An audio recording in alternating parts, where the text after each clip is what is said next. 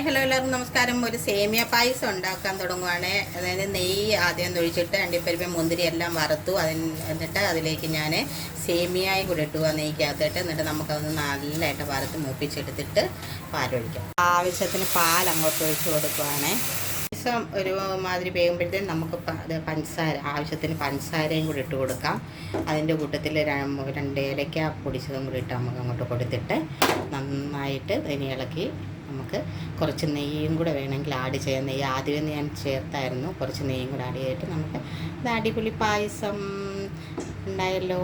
എളുപ്പം ഉണ്ടാക്കാൻ കൂട്ടി നിങ്ങൾക്കൊക്കെ പെട്ടെന്ന് ഉണ്ടാക്കി കൊടുക്കാമല്ലോ സേമിയ പായസം. പായസം റെഡിയായി. ദിച്ചുമോന് പായസം കൊണ്ട് കൊടുത്തിട്ടുണ്ട്. കുടിച്ചു നോക്കിയ മക്കളെ.